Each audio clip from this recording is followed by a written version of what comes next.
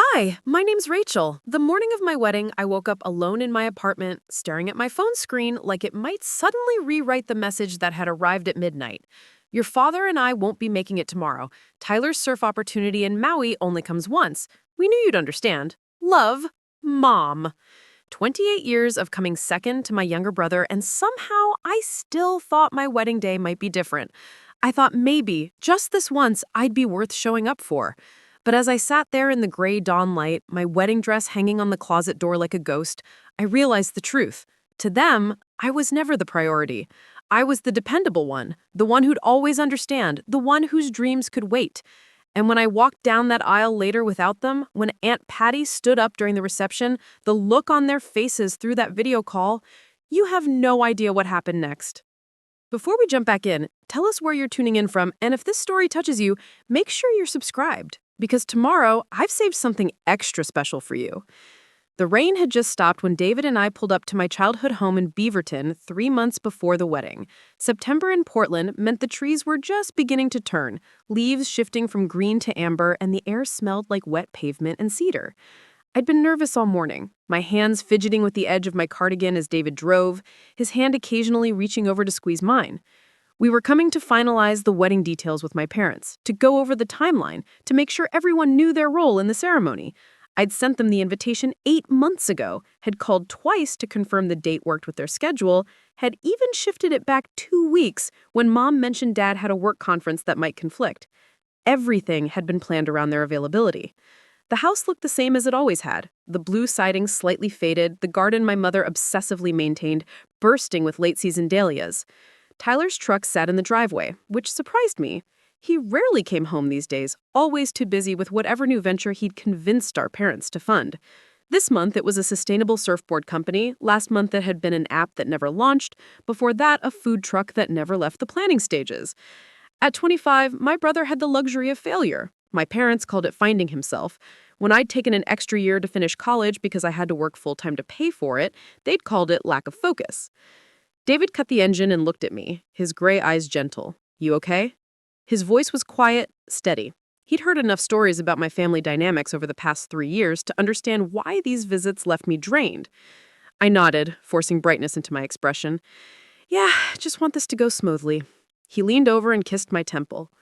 "Whatever happens, in 3 months you'll be my wife and we'll build our own family." The words settled something in my chest, and I held on to them as we walked up the path to the front door. Mom opened it before we could knock, her smile wide and welcoming in that performance way she had when people were watching. "Rachel, sweetheart, come in, come in. David, so good to see you." She hugged us both, her perfume overwhelming as always, the same floral scent she'd worn my entire life. Inside, the house was immaculate as ever, everything in its designated place, family photos covering the walls in careful arrangement. I noticed immediately that the most prominent spot, the one right by the entrance, held a new photo. Tyler on a beach somewhere, surfboard under his arm, sunset golden behind him. My college graduation photo had been moved to a smaller frame near the hallway. Dad emerged from the kitchen carrying a tray of coffee cups, his reading glasses perched on his head. "There's my girl," he said, setting down the tray to hug me. The embrace was brief, distracted. Tyler appeared behind him, barefoot and relaxed, grinning that easy smile that had always gotten him everything he wanted. "Hey, sis, Ratch!" He pulled me into a hug that felt genuine, at least. Whatever his faults, my brother had never been intentionally cruel. He just existed in a bubble where consequences didn't apply and resources were infinite. "David, my man," Tyler said, offering a fist bump that David returned with good-natured patience. We settled into the living room, me on the couch beside David, Mom and Dad in their usual chairs, Tyler sprawling on the love seat like he owned the place. I pulled out my wedding binder, the one I'd spent months organizing, tabs color-coded for different aspects of the day. "Okay, so I wanted to walk you through the timeline," I began, trying to keep my voice confident. "The ceremony starts at 4, which means we need everyone at the venue by 3:15 for photos." I looked up at my parents. "Dad, you'll walk me down the aisle, and Mom, you'll be seated in the front row with David's parents." Mom nodded, but her attention drifted to Tyler, who was scrolling through his phone. "Linda, are you listening?" Dad asked, his tone holding the faintest edge of irritation. "Oh, yes, of course," she said quickly. "Front row, 3:15. I've got it." But then her expression shifted, something hesitant crossing her features. Actually, sweetheart, there's something we need to discuss. The air in the room changed.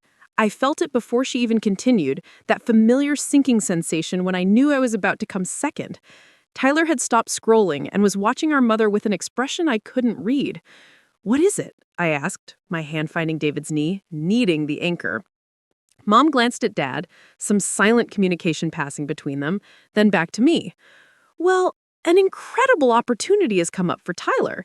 There's this international surf competition in Maui, invitation only, and it's the same weekend as your wedding."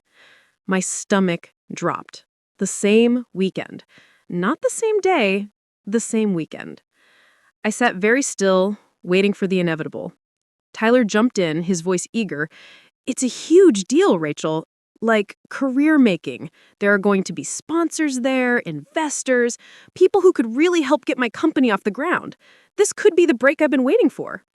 I looked at my parents, waiting for them to explain that of course they'd still come to the wedding, that Tyler was an adult who could travel alone, that their daughter's wedding took precedence. The silence stretched. Dad cleared his throat. "The thing is, honey, the competition is Friday through Sunday, and with travel time, we'd need to leave Thursday and wouldn't be back until Monday. Your wedding is Saturday." Is to support your brother during this crucial phase of his career development. Career development.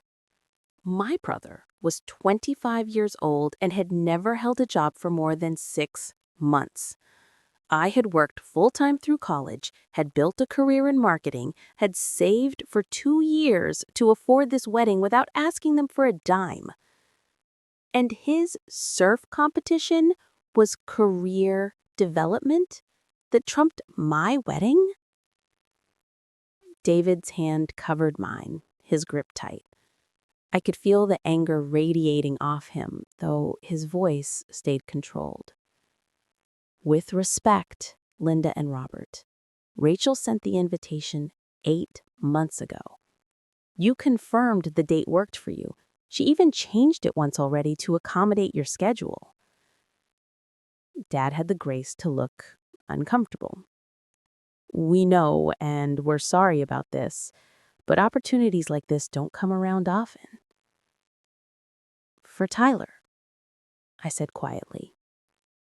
"Opportunities for Tyler don't come around often." "What?" Mom blinked, confused. "I've had one wedding. One. In my entire life. And it's been planned for months. But Tyler gets a last-minute invitation to a surf competition, and suddenly that's more important?" "Rachel, don't be dramatic," Mom said, her tone sharpening. "We're not saying it's more important. We're just trying to support your brother's dreams." "And mine? What about my dreams? This is my wedding day. Don't I deserve to have my parents there?" Tyler shifted uncomfortably. "Maybe I could skip it," he offered, though the reluctance in his voice was obvious. "Absolutely not," Mom said quickly. "Tyler, this is your future we're talking about." She turned back to me. "Rachel, you're getting married. That's wonderful, and we're so happy for you. But you'll have David, you'll have his family, you'll have all your friends. Tyler needs us there for support." The words landed like stones. "I'll have David. I'll have his family." As if my own family was optional, an accessory rather than a necessity. "You know what the worst part is?" I said, my voice shaking now. "It's not even that you're choosing Tyler's competition over my wedding. It's that you don't see anything wrong with it. You genuinely believe this is reasonable." Mom's face hardened. "We raised you to be understanding and flexible, Rachel. Life doesn't always go according to plan. You, of all people, should know that." Me, of all people? Because I spent my entire life being understanding and flexible? rearranging myself around Tyler's needs, celebrating his small victories while my larger ones went unnoticed, making myself smaller so he'd have room to fail and try again without consequence. David stood up. "I think we should go," he said quietly. "Rachel, we can finish the planning at home." But I wasn't ready to leave yet. "One question," I said, looking directly at my father. "If this was Tyler's wedding and my competition, what would you do?" Preparing and narrating this story took us a lot of time, so if you are enjoying it, subscribe to our channel. It means a lot to us. Now back to the story. The next few weeks passed in a blur of final wedding preparations. Melissa, my best friend and maid of honor, was furious when I told her. She wanted to call my parents herself, to shame them into showing up, but I asked her not to. I was done begging. David's parents, James and Karen, were horrified. Karen actually cried when she heard. "Oh, honey," Karen said, pulling me into a hug that smelled like vanilla and cinnamon. "I'm so sorry. No parent should miss their child's wedding. You're family to us, and we'll be there cheering loud enough for both families." Their kindness made it hurt worse somehow, highlighting the absence of my own parents' love. But it was Aunt Patty who surprised me. She called a week after my parents confirmed they weren't coming. I hadn't spoken to my father's sister in months. We'd always been friendly, but not particularly close, our relationship existing mostly at holiday gatherings where she'd observe the family dynamics with sharp, knowing eyes. "Rachel, dear," she said when I answered, "I heard about your parents' decision regarding your wedding. I wondered if we could meet for coffee." Something in her tone made me agree. We met at Riverside Roasters, a place near her home in Laurelhurst. She was already there when I arrived, sitting by the window, her silver hair cut short and practical, wearing the kind of elegant casual clothes that suggested money without flaunting it. She'd been an architect before retiring, successful and independent, never married, the kind of woman my mother made subtle, disapproving comments about at family gatherings. She stood to hug me when I approached, and the embrace was firm, grounding. "I got us both lattes," she said, gesturing to the cups on the table. "I hope that's all right." We sat, and for a moment she just studied me with those keen hazel eyes that looked so much like my father's, but held something his didn't anymore. A backbone, perhaps. "How are you holding up?" she asked. "I'm fine," I said automatically. "Rachel," she said gently, "I'm not your mother. You don't have to perform strength for me." The tears came then, unexpected and hot. I cried in that coffee shop while Aunt Patty handed me napkins and waited patiently, her hand resting on mine. When I finally caught my breath, she spoke. "I need to tell you something, and I want you to really hear me. This isn't your fault." I nodded, though I didn't quite believe it. "I mean it," she continued. "Your parents' inability to show up for you is about them, not about your worth. I've watched this pattern my whole adult life, watched my brother choose the easy path of indulging Tyler while expecting you to simply cope. It's not fair, it's not right, and you deserved better." "Why didn't you ever say anything?" I asked. She sighed. "I did, once, years ago. Your father and I barely spoke for 2 years after. I realized I couldn't force him to see what he didn't want to see. But I've been keeping track, documenting things, just in case there ever came a day when the evidence might matter."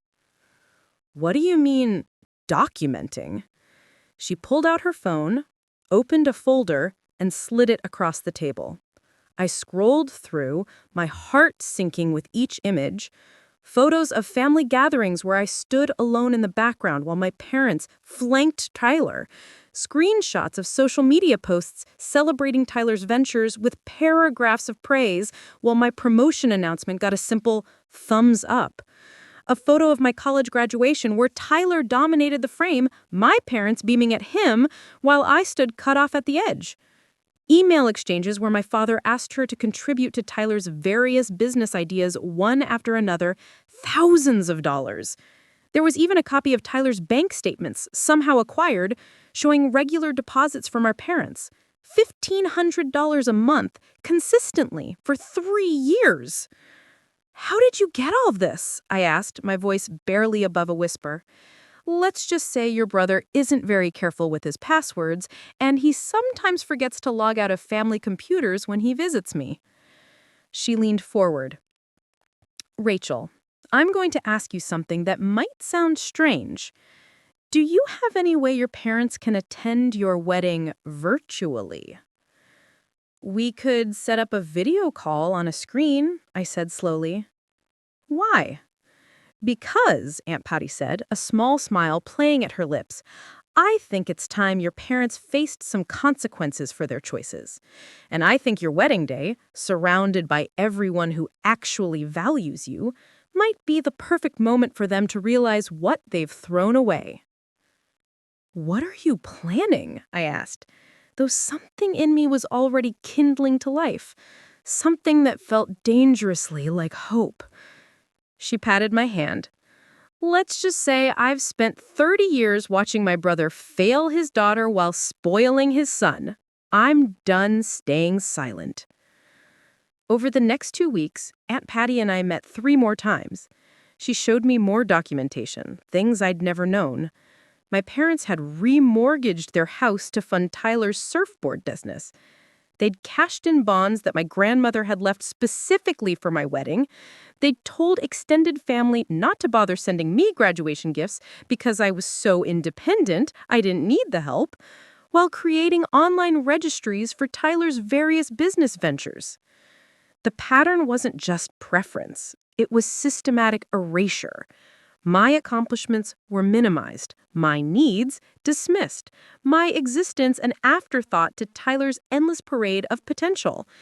And throughout it all, Aunt Patty had been quietly collecting evidence, watching, waiting for the moment when it might make a difference. That moment, we both agreed, was now. The Tuesday before my wedding, Mom called. Her voice was bright, cheerful, as if we were discussing brunch plans instead of her absence from my wedding. Just wanted to check in, sweetheart, make sure you're not still upset. I'm fine, Mom, I said, keeping my voice neutral. David and I have everything under control. That's my girl, she said, relief evident. I knew you'd understand. You've always been so mature about these things. Tyler's really excited about the competition. The photos are going to be incredible. I'm sure they will be, I said. Mom, I need to ask you something. Of course, anything. Will you and Dad at least join virtually? We'll have a screen set up at the reception. That way you can still be part of it. Oh, she said, and I could hear her calculating. I suppose we could do that. The competition finals are Saturday afternoon Hawaii time, so that's evening for you, right? We should be done by then.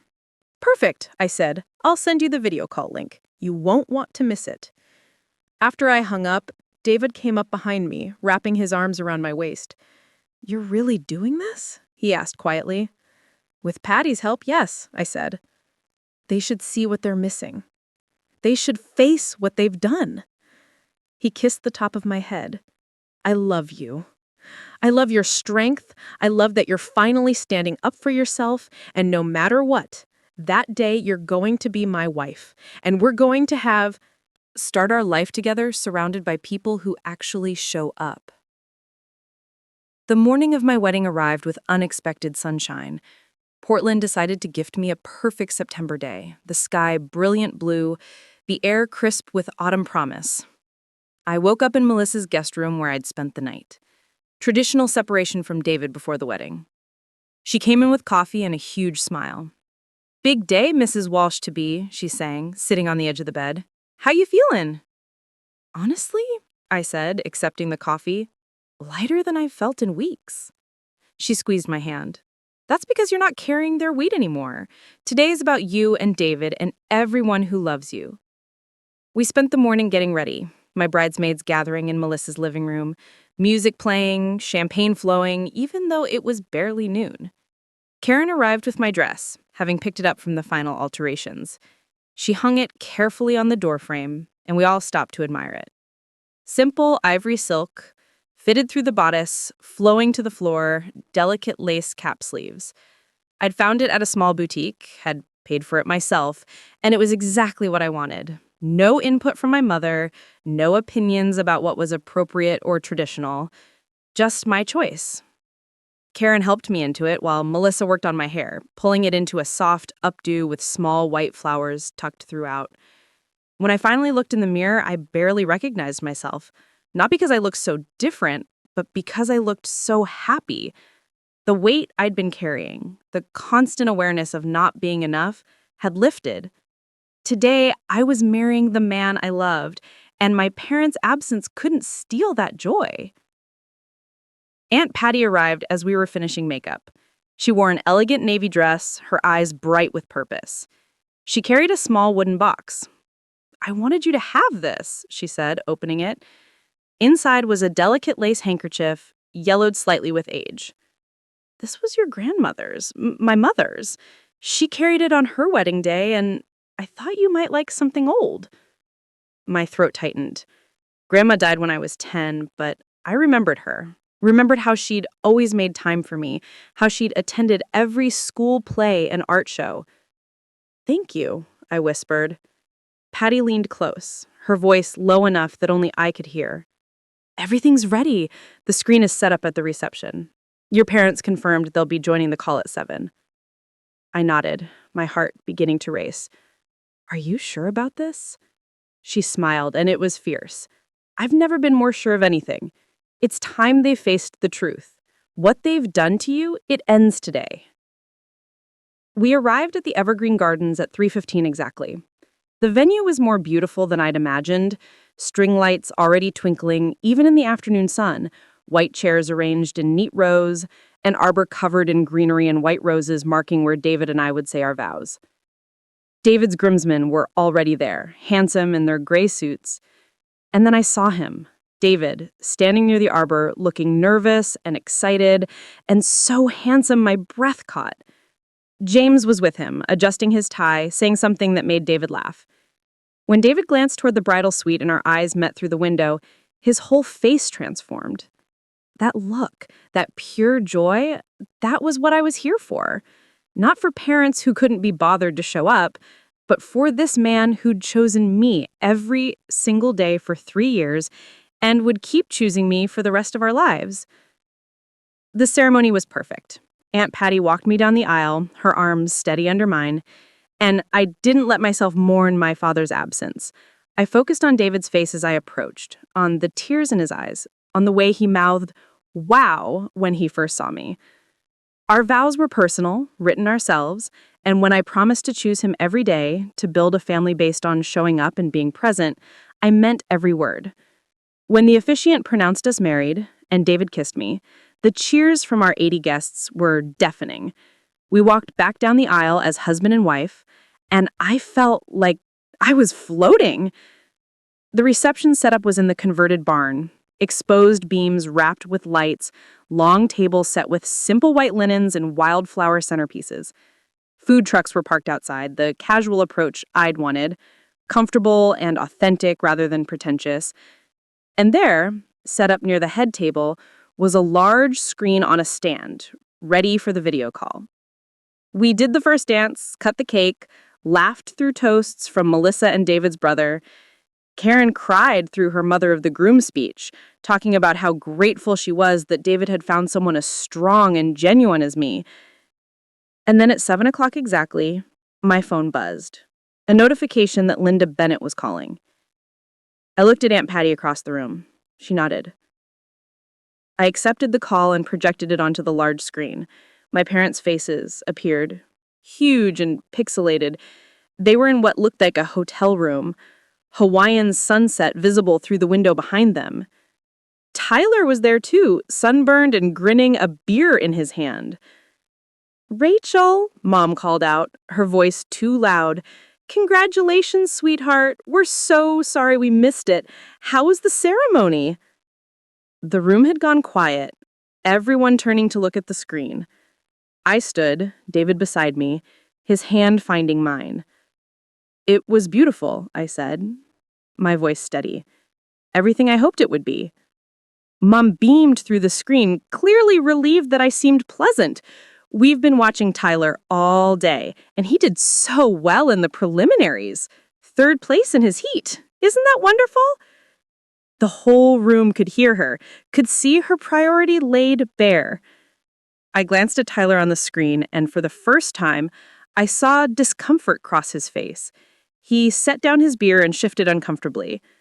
Around me, our wedding guests stood silent, witnessing this moment. David squeezed my hand, a silent reminder that I wasn't alone. "That's great for Tyler," I said carefully. "I'm glad he had a good day. Did you want to say anything about the wedding? About me?" Mom blinked, confused by the question. "Well, of course, darling, you look beautiful. I'm sure it was lovely." Dad leaned into frame, his face flushed from sun and probably alcohol. "Your mother's right, Princess. You look gorgeous. We're very proud of you." Aunt Patty had moved to stand beside me now, her presence solid and supporting. I felt the shift happening inside me, the years of swallowing disappointment crystallizing into something harder, clearer. "Proud of me?" I repeated slowly. "You're proud of me?" "Well, yes," Dad said, seeming uncertain now. "Of course we are. When was the last time you told me that?" I asked. The room was so quiet, I could hear the breeze rustling through the open barn doors. "When was the last time you showed up for something important to me?" "Rachel," Mom said, her smile fading, "what's this about? You said you understood." "This is about the fact that I've spent the entire life Understanding, I said, my voice gaining strength. I understood when you missed my high school graduation because Tyler had a baseball tournament. I understood when you canceled my college celebration dinner because Tyler lost his part-time job and needed cheering up. I understood when you spent my wedding fund on Tyler's failed food truck business. I've understood and understood and understood. And where has it gotten me? "You're being unfair," Mom said, her voice sharpening. "We've always supported you." Aunt Patty stepped forward then, her voice cutting clear through the tension. "Have you, Linda? Have you really?" Mom's eyes widened as she recognized her sister-in-law. "Patricia, this doesn't concern you." "Actually," Patty said calmly, "it does. Because I'm the one who's been watching you fail this remarkable young woman for nearly 3 decades. I'm the one who's been documenting your neglect while you threw money and attention at your son." She pulled out her phone, and suddenly the screen split, images appearing alongside my parents' faces. There was the photo from my college graduation, me barely visible while they beamed at Tyler. There was a screenshot of their social media, 17 posts about Tyler's surfboard business launch, 0 about my promotion to senior marketing manager. There was a bank statement showing the monthly deposits to Tyler, $1,500 every month for years. Dad's face went pale. "Where did you get those? That's private information." "It's evidence," Patty said firmly. "Evidence of a pattern of favoritism so extreme it constitutes emotional neglect. While you were funding Tyler's endless string of failures, Rachel was working full-time through college. While you were attending his amateur surf competitions, Rachel was building an actual career. While you were remortgaging your house for his business ideas, Rachel was saving every penny to pay for this wedding herself because she knew better than to ask you for help." The guests around us had started murmuring, whispers of shock and sympathy rippling through the barn. David's arm was around my waist now, holding me steady as Patty continued. "And the bonds," Patty said, pulling up another document. "The ones your mother left specifically for Rachel's wedding. The ones worth $30,000. You cashed them out last year to invest in Tyler's surfboard company. Rachel never saw a penny." Mom's hand flew to her mouth. "We were going to pay her back," she whispered. "When?" Patty demanded. When were you going to tell her? When were you going to acknowledge that you stole from her? That's a strong word, Dad tried, but his voice had lost all authority. Tyler had gone completely silent on screen, his sunburn making him look feverish, his eyes wide with what might have been dawning horror. You skipped your daughter's wedding, Patty continued, her voice relentless now, for a surf competition. Not a funeral, not a medical emergency, not something unavoidable. A hobby, a pastime. You chose to watch your 25-year-old son surf instead of watching your daughter get married. And you genuinely believed that was acceptable? We thought she'd understand, Mom said weakly. She's always been so independent, so capable. Because you gave me no choice, I said, finding my voice again. You made it clear from the time I was small that my needs came second. That I was supposed to be the easy one, the one who didn't require attention or resources or celebration. So I learned to survive on scraps of your approval while Tyler got the feast. But here's what you don't understand, I continued, tears streaming down my face now, but my voice steady. I didn't need you here today. I wanted you here. I wanted my father to walk me down the aisle. I wanted my mother in the front row. I wanted to feel just once like I mattered as much as Tyler does. But I didn't need you because I have David who chooses me every single day. I have his parents who have shown me more love in 3 years than you've shown me in 28. I have Aunt Patty who had the courage to document the truth when everyone else pretended not to see it. And I have myself.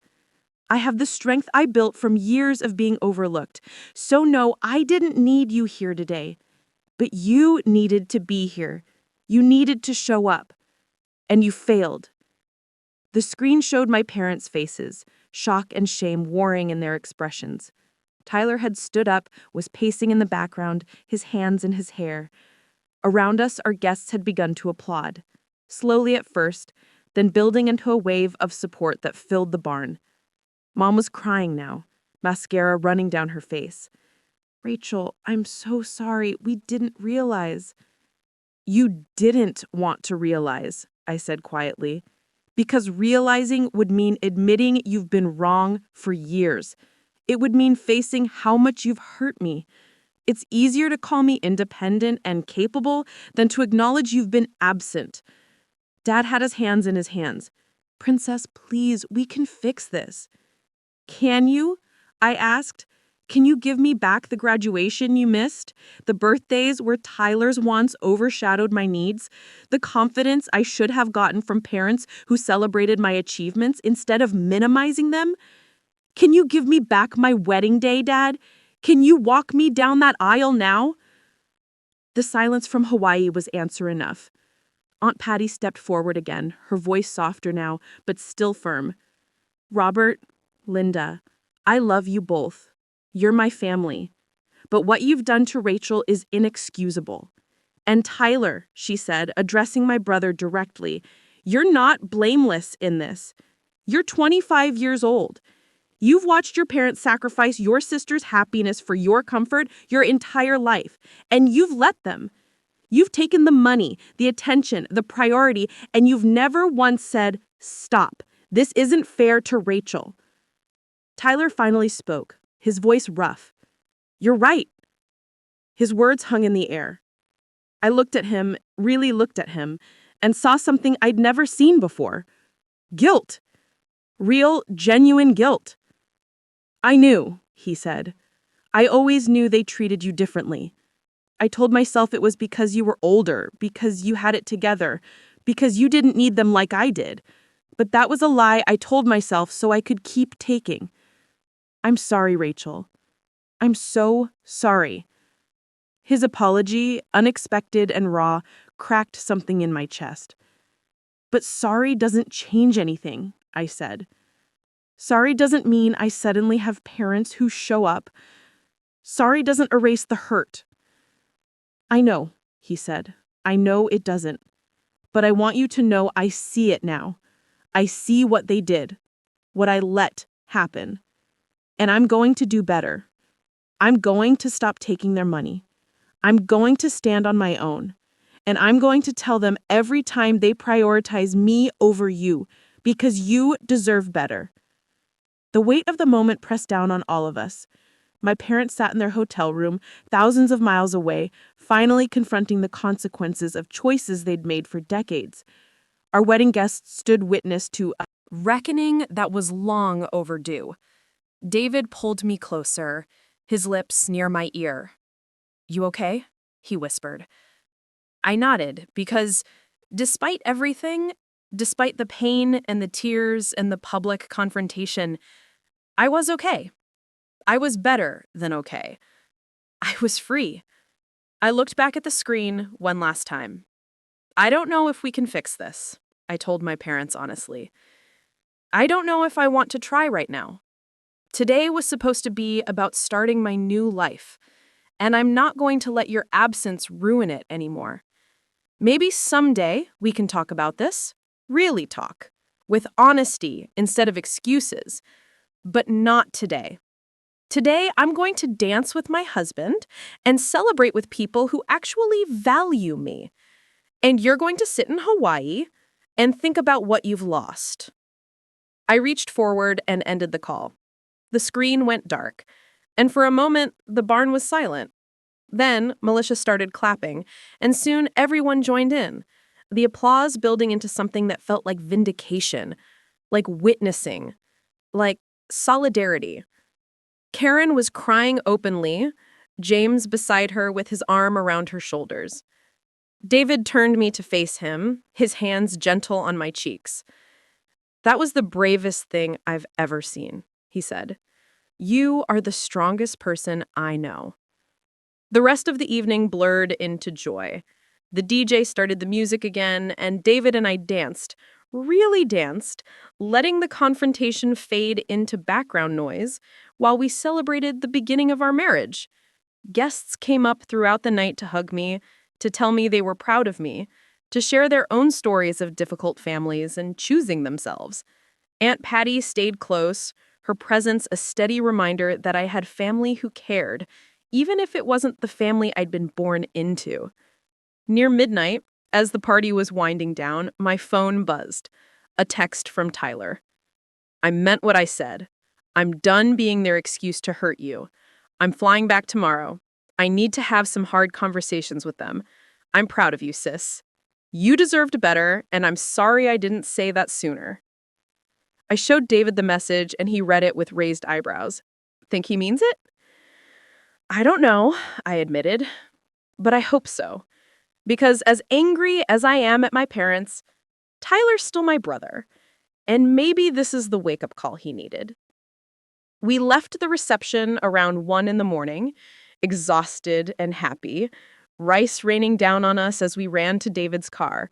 Someone had decorated it with streamers and "Just Married" written in white shoe polish across the back window. As we drove away from the evergreen gardens, I looked back one last time at the barn, still glowing with lights, a few remaining guests visible through the open doors. "That was our wedding," I said quietly.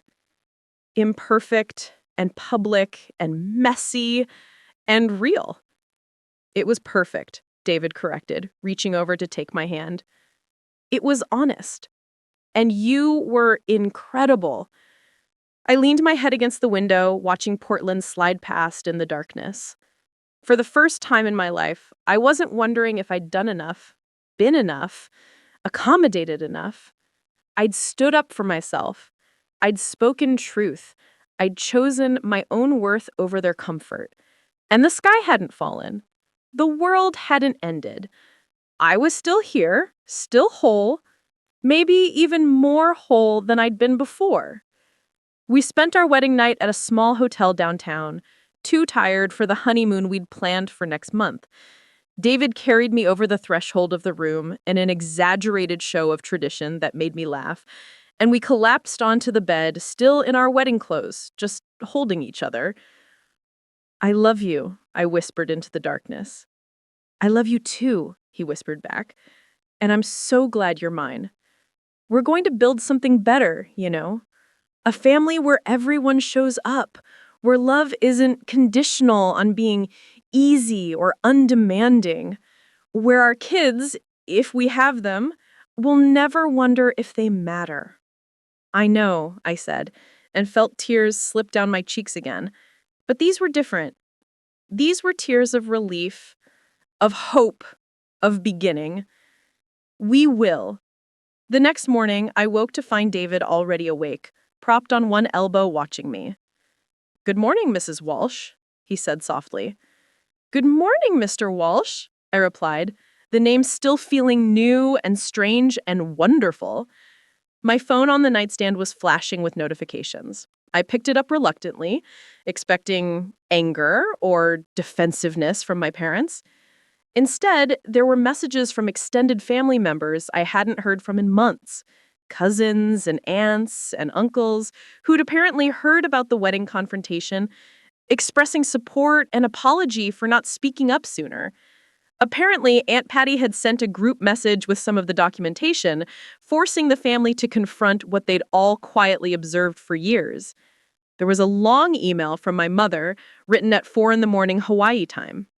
"Rachel," it began, "I haven't slept. I've been sitting here for hours trying to understand how we got here, how we failed you so completely. Your Aunt Patty's evidence is devastating because it's irrefutable. Seeing it all laid out like that, years of choices we made, I can't deny it anymore. I can't say we didn't realize or we thought you understood. We were wrong. So deeply, terribly wrong. I don't know how to fix this. I don't know if we can. But I want you to know I see it now. I see how we prioritize Tyler's wants over your needs. I see how we made you smaller so he could stay comfortable. I see how we missed your life while obsessing over his. And I'm ashamed. Your father is too, though he can't find the words yet. I know this doesn't change anything. I don't even know if I deserve the chance to earn it. But if you're ever willing to talk, really talk, we'll be here. We'll listen this time. I love you, Rachel. I've always loved you, even when I failed to show it. Mom." I read the email twice, then handed the phone to David. He read it with silently, his expression thoughtful. "What do you think?" I asked. "I think she's starting to understand," he said carefully. "But understanding and changing are different things. Words are easy. Behavior is what matters." He's right, of course. One apologetic email doesn't erase a lifetime of being second choice. But it's a start, maybe. A crack in the foundation of their denial. There was also a message from Tyler, sent an hour ago. "Just landed in Portland, having breakfast with mom and dad in an hour. They flew back early. I'm going to tell them I'm done being their excuse to hurt you. I'm getting a real job. And I'm going to make sure they understand that if they want any relationship with me, they need to fix things with you first. You were right about everything." I stared at that message for a long time. My brother, the golden child, the one who'd always gotten everything, was finally standing up, was finally seeing. It didn't fix the past, but it suggested the possibility of a different future. "What do you want to do?" David asked, watching me carefully. "About my family?" I set the phone down and turned to face him fully. Right now? Nothing. I want to focus on us, on our honeymoon, on starting our marriage. They can sit with their realizations. They can do the work of examining their choices. And maybe, eventually, if they actually change, if they show up consistently instead of just saying sorry, maybe we can rebuild something. But that's future Rachel's problem. Today, I just want to be with my husband. He smiled, that slow, warm smile that had made me fall in love with him 3 years ago in a coffee shop where we'd both been hiding from a rainstorm. "I can absolutely support that plan," he said, leaning in to kiss me. We spent the day in bed, ordering room service and watching terrible movies and not thinking about anything beyond the walls of that hotel room. It was exactly what I needed. A pause button on the drama. A moment to just exist in the happiness of being newly married. But evening brought a knock at our door. David answered it while I was in the bathroom, and when I came out, Aunt Patty was standing in our room holding a bottle of champagne and 3 glasses. "I hope you don't mind the intrusion," she said, "but I wanted to check on you, and to celebrate properly without all the drama." We sat together, the 3 of us, drinking champagne and talking. Patty told stories about my father when he was young, before he'd become the man who couldn't see past his son's needs. She painted a picture of someone who'd once indifferent, more aware, more present. Somewhere along the way, he lost himself in trying to save Tyler from every consequence, she said sadly. And your mother enabled it because she was afraid of Tyler failing. They were so terrified of him struggling that they sacrificed you to keep him comfortable. It's a choice a lot of parents make, usually without realizing it. They reward the child who demands attention and take for granted the one who doesn't. "But you documented everything," I said. "Why?" She looked into her champagne glass, thoughtful. "Because I hoped there'd come a day when the truth might set everyone free. Your parents needed to face what they'd done. Tyler needed to see his complicity. And you," she looked at me directly, "you needed proof that you weren't crazy, that your experience was real and valid. Gaslighted children often doubt their own memories, their own pain. I wanted you to have evidence that you could point to and say, 'This happened. This was real. I'm not making it up.'" The term gaslighted hit hard because it was accurate. How many times had I questioned myself, wondered if I was too sensitive, too demanding, too ungrateful? How many times had I minimized my own hurt because my parents insisted I was overreacting? "Thank you," I said, my voice thick with emotion. "Thank you for seeing me when they couldn't." Patty reached over and squeezed my hand. "You're remarkable, Rachel.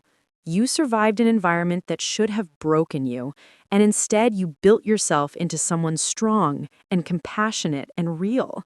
That's not despite your parents' neglect, but it's not because of it either. That's all you, your choice to not let their failure define you." After she left, David and I talked late into the night about families and wounds and healing. We talked about the kind of parents we wanted to be someday, if we decided to have children. We talked about cycles and breaking them, about awareness and intention, about how damage doesn't have to be passed down. "I don't want to become them," I admitted in the darkness.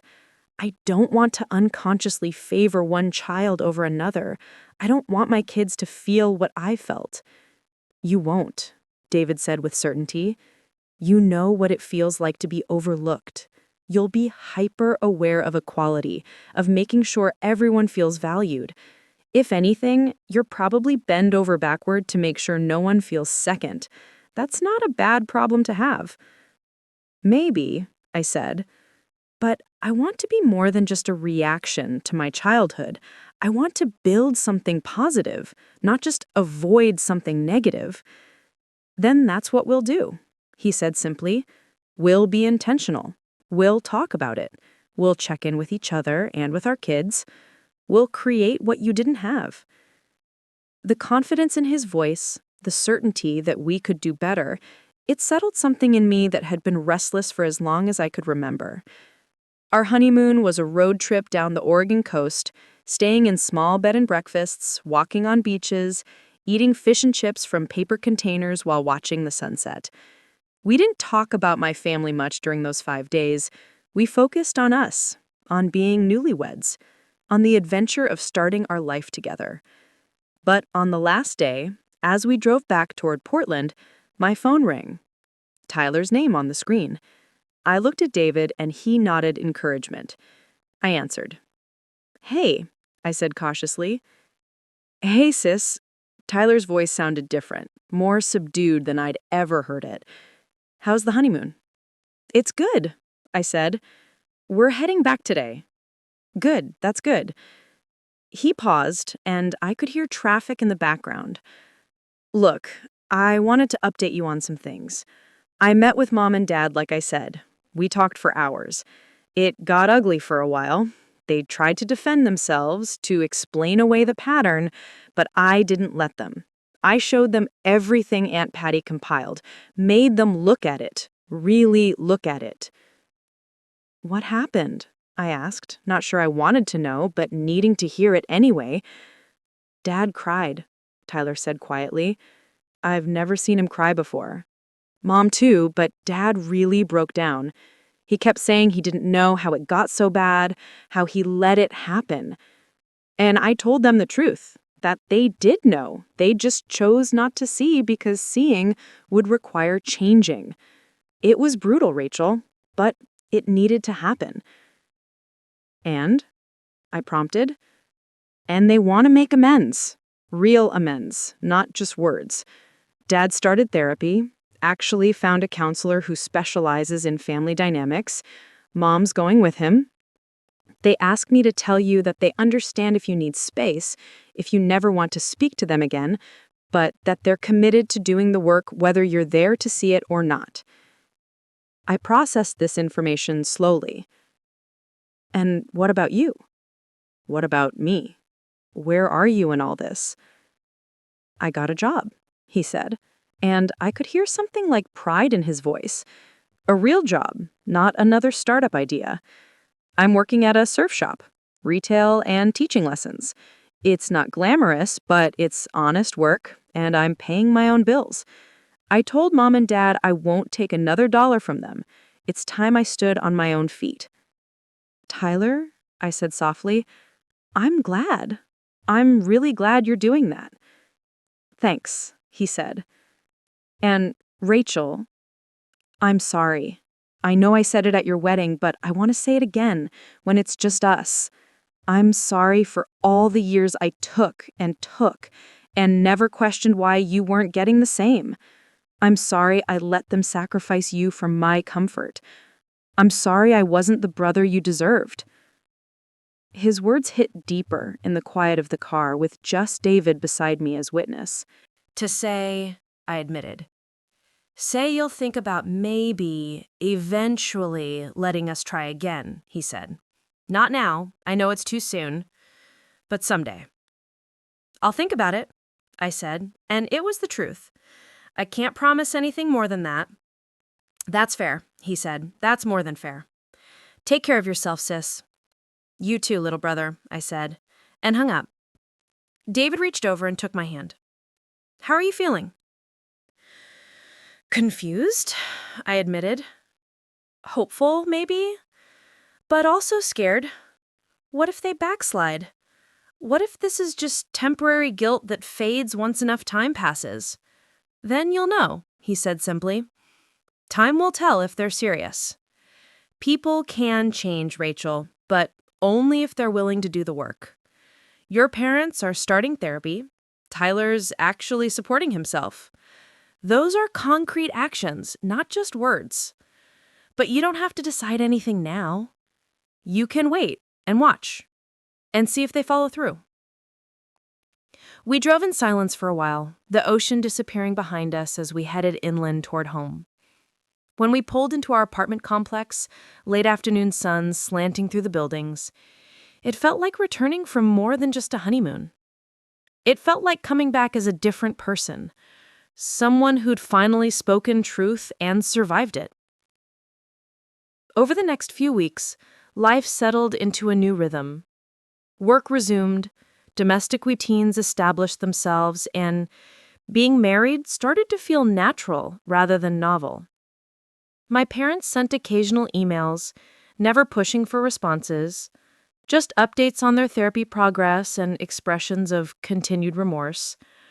Mom started a journal documenting memories of times she'd failed me, reading back through years and finally seeing the pattern. Dad wrote me a letter, actual pen on paper, pages and pages of apology and acknowledgement and grief for the father he hadn't been. I read these communications, but didn't respond yet. I wasn't ready. The wound was too fresh, and I needed to see if their actions would match their words over time. Tyler texted occasionally, usually just small updates about his job or photos of sunsets from the beach where he taught lessons. He never asked when I'd forgive him, never pushed for reconciliation. Just steady presence, showing up in small ways, proving he was serious about change. Aunt Patty became a regular part of our lives.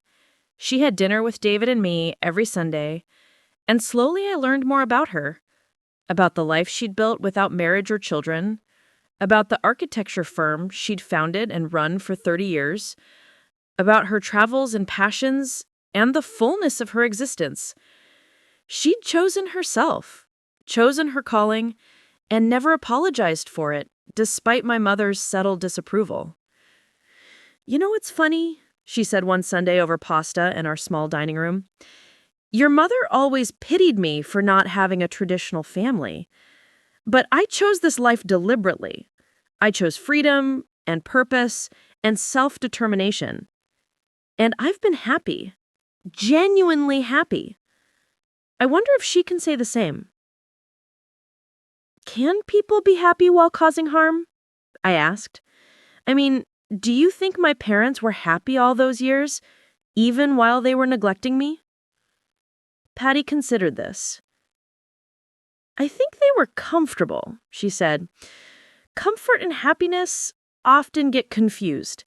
It was comfortable to indulge Tyler, to always take the path of least resistance with him. It was comfortable to believe you were fine because you didn't complain as loudly. But I don't think they were genuinely happy, no. Resentments build even in the people who seem to benefit from dysfunction. Your mother was stressed constantly about Tyler's failures. Your father felt perpetually guilty, though he wouldn't name it. That's not happiness. That's just avoiding discomfort." Her perspective helped me see my childhood differently, not as a deliberate cruelty, but as a slow accumulation of comfort-seeking choices that added up to neglect. It didn't excuse anything, but it helped me understand. 2 months after the wedding, I got a call from an unknown number. I almost didn't answer, but something made me pick up. Something honest. Over the next few months, I took small steps toward reconnection. Coffee with my mom at a neutral location, just the two of us, where she listened more than she talked. A phone call with my dad where he read me the letter he'd been too afraid to send, his voice shaking as he acknowledged specific moments he'd failed me. An awkward but genuine lunch with Tyler where he told me about his life, actually asked about mine, and admitted he was learning what real work felt like. None of it was easy. There were moments of backsliding, times when old patterns threatened to resurface. Once, my mom mentioned being worried about Tyler's finances, and I watched her catch herself mid-sentence, realize what she was doing, and stop. "I'm doing it again," she said, making him the center. "I'm sorry." The fact that she noticed, that she corrected, mattered. Spring came to Portland, rain giving way to cherry blossoms and longer days. David and I celebrated 6 months of marriage with a quiet dinner at home, and I realized I was happy. Not the comfortable avoidance Aunt Patty had described, but genuine happiness. I'd spoken my truth, faced the consequences, and come out the other side more whole than I'd started. My relationship with my parents would never be what it could have been if they'd shown up for me from the beginning. That grief was something I'd carry, a loss that couldn't be recovered. But we were building something new, something based on honesty instead of denial, on accountability instead of excuses. It wasn't perfect, but it was real. Tyler and I developed a tentative sibling relationship that felt more authentic than anything we'd had before. He showed up for things now, asked questions about my life, shared his struggles instead of pretending everything was always fine. The golden child persona was cracking, and underneath was just a person, flawed and trying, someone I could maybe have a real relationship with. One evening in early June, almost 9 months after my wedding, my parents asked if they could take David and me to dinner.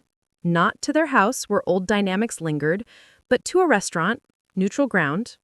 We agreed. They arrived early, waiting in the parking lot when we pulled up. Dad hugged me carefully, like he was afraid I might break. Mom's eyes filled with tears the moment she saw me, but she blinked them back. Inside, seated at a corner table, there was awkwardness at first. Small talk about weather and work and safe topics. But then Dad set down his menu and looked at me directly. Rachel, I want to tell you something. We've been in therapy for 9 months now, and our counselor suggested we might be ready for this conversation, but only if you're willing. I glanced at David, who gave me an encouraging nod. Okay, I said. I'm listening. Your mother and I have been working on understanding how we failed you, Dad said. And one thing we've realized is that we never celebrated you properly. We took for granted that you'd be fine, and we poured all our worry into Tyler. So we want to do something, if you'll let us. What? I asked cautiously. We want to throw you a proper wedding reception, Mom said. I know we can't give you back your wedding day. I know we can't undo missing it. But we want to celebrate your marriage the way we should have from the beginning. We want to gather everyone who matters, and we want to stand up in front of them and tell them how proud we are of you, how remarkable you are, how wrong we were. My immediate instinct was to refuse, to say it was too late, that the moment had passed. But David squeezed my hand under the table and I paused. Why? I asked. Why do you want to do this? Because we need to, Dad said simply. We need to show you, publicly, that we see you now, that we value you, that we're sorry. And because, Mom added quietly, we don't want to miss any more moments of your life. This is us trying to show up, even if it's late. I sat with that, feeling David's steady presence beside me, looking at my parents' hopeful and terrified faces across the table. Okay, I said finally, but on one condition. Anything, they said together. It has to be genuine, I said. No performance, no trying to make yourselves look good. If you do this, it's because you actually want to celebrate me and David, not because you want to fix your image.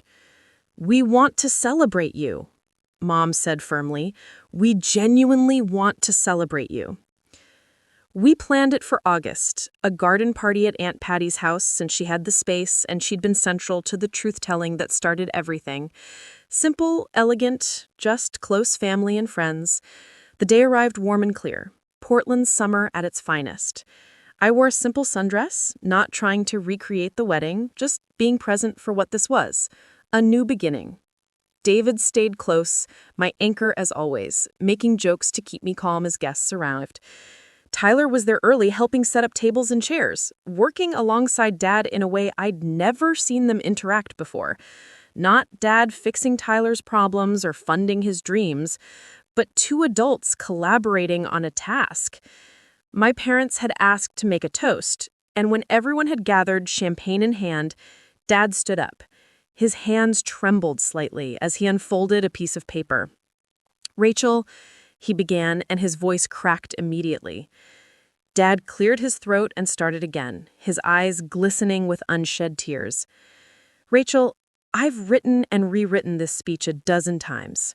I've tried to find the perfect words to express what I need to say, but I've come to realize there are no perfect words for this. There's just the truth, plain and difficult as it is. He looked up from the paper, making eye contact with me across the gathered guests. For 28 years, I failed you as a father. I was present in body, but absent in the ways that mattered. I was there in the house, at the dinner table, in the same rooms, but I wasn't truly seeing you. I wasn't celebrating your victories, or supporting your struggles, or making you feel like you mattered as much as you do. The garden had gone completely quiet. except for the birds singing in Aunt Patty's carefully tended trees and the distant sound of a neighbor's lawnmower. Every person there was watching my father, watching this man who'd always seemed so confident and certain, now standing vulnerable and broken before us all. "I convinced myself you were fine," Dad continued, his voice growing stronger even as tears started sliding down his cheeks. "You were so capable, so independent, so good at handling things on your own that I told myself you didn't need me the way your brother did. But that was a lie I told myself to justify the easier path. The truth is, Tyler demanded attention, and I gave it to him, while you suffered in silence, and I let you. That wasn't strength on your part, it was survival. And I mistook your survival for thriving." Mom had stood up beside him now, her hand on his arm, tears streaming down her own cheeks.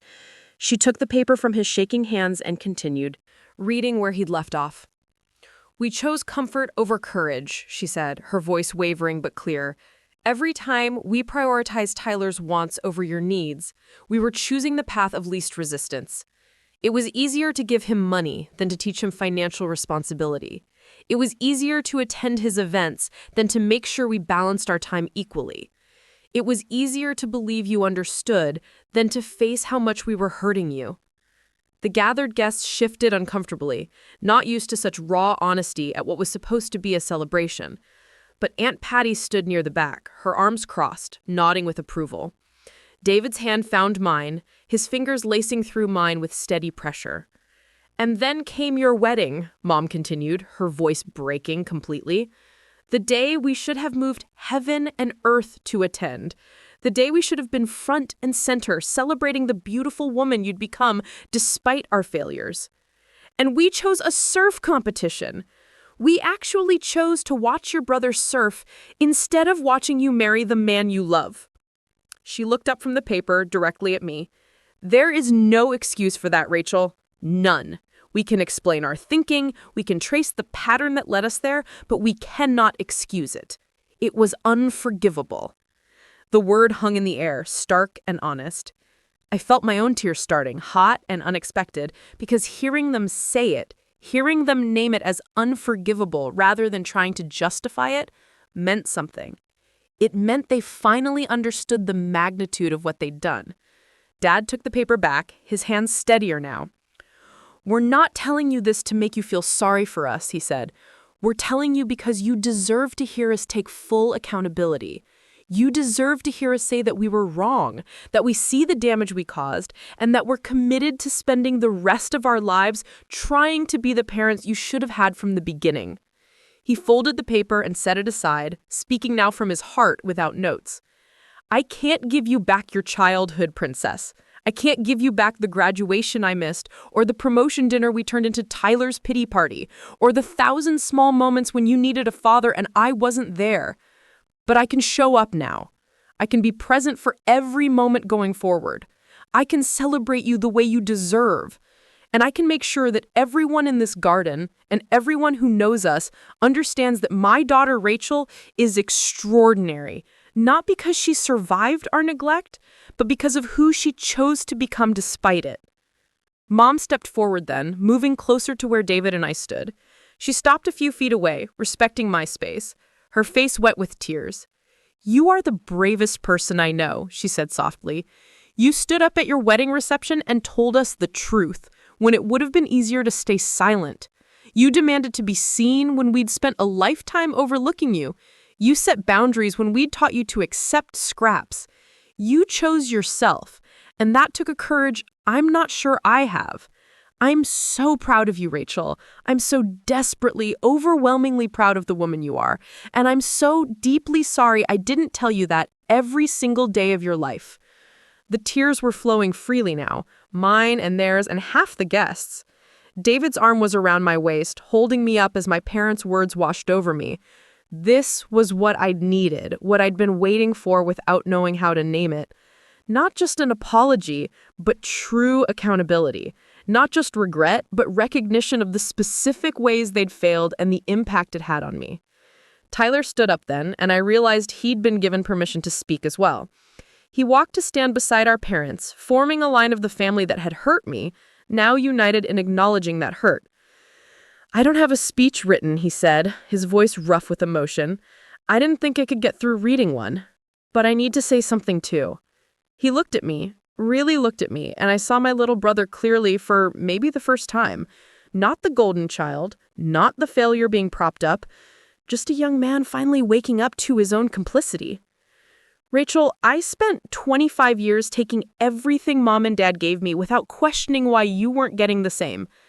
I told myself you were just different, that you didn't need the same things I did. But the truth is, I knew it wasn't fair. I knew it, and I said nothing because I benefited from the imbalance. His hands clenched at his sides, his whole body taut with the difficulty of what he was saying. I let them sacrifice you for my comfort. I let them steal from you to fund my dreams. I let them miss your wedding so they could watch me surf. And every time, I could have said no. I could have said this isn't right, Rachel deserves better. But I didn't, because it was easier to take what they offered and pretend not to see the cost. I'm ashamed of that, sis. I'm ashamed it took your wedding, took you finally breaking and telling the truth for me to wake up and see what I'd been part of. He stepped closer, close enough that I could see the sunburn peeling on his nose, the calluses on his hands from his new job, the evidence of his attempt to change. I'm not asking for forgiveness, he said quietly. I'm just asking for the chance to be a real brother to you. Not the golden child and the forgotten daughter, but two people trying to build an honest relationship. I'm asking for the chance to show up for you the way you deserved all along. The garden was completely silent now, except for the sounds of people crying. Melissa stood to my left, tears streaming down her face, her hand pressed to her mouth. Karen had her arms around James, both of them openly weeping. Aunt Patty remained steady, her eyes bright with emotion, but her posture proud, witnessing the reckoning she'd helped bring about. I looked at my family, these three people who'd hurt me so deeply, and were now standing vulnerable before everyone, taking full accountability. It didn't erase the past, it didn't undo the pain, but it was real in a way that previous apologies hadn't been. This was public accountability, witnesses to their admission of wrongdoing. No room for later denial or minimization. I took a breath, feeling David's solid presence beside me, and found my voice. Thank you, I said, and my voice only shook a little. Thank you for saying all of that, for being honest about what happened, for not making excuses or trying to soften it. I looked at each of them in turn, meeting their eyes. Dad, his face ravaged with guilt and grief. Mom, mascara running, hands trembling. Tyler, young and scared and genuinely remorseful. These were my people, flawed and human and finally willing to face their failures. I can't give you forgiveness right away, I continued. I can't promise we'll go back to some version of normal because there is no normal to go back to. What we had before was dysfunction dressed up as family. What we're building now has to be different.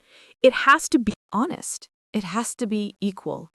And it has to include all of us doing the hard work of showing up and being present and choosing each other, even when it's difficult. I felt David's hand squeeze mine, encouragement and support radiating from him. But I can promise I'll try, I said. I'll try to let you show up for me now. I'll try to believe that this change is real and lasting.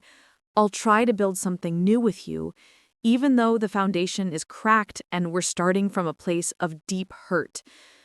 I'll try, because underneath all the pain and anger, I still love you. I still want a family. I just need it to be a real family, not a performance. Mom moved first, taking a tentative step toward me, her arms slightly extended in a question. I nodded, and she closed the distance, pulling me into a hug that felt different from any embrace she'd given me before. This one wasn't performative or automatic. This one was desperate and grateful and full of genuine emotion. "I'm so sorry, baby," she whispered against my hair. "I'm so sorry. I'm going to spend the rest of my life making this right." Dad joined us, his arms coming around both of us, and I felt his chest heaving with sobs. My strong, stoic father, who never showed emotion, was breaking down completely, and somehow that meant more than any words could. Tyler hung back, uncertain, until I reached out a hand to him. He took it, joining the family embrace, all of us crying and holding each other in Aunt Patty's garden while our guests watched and cried with us.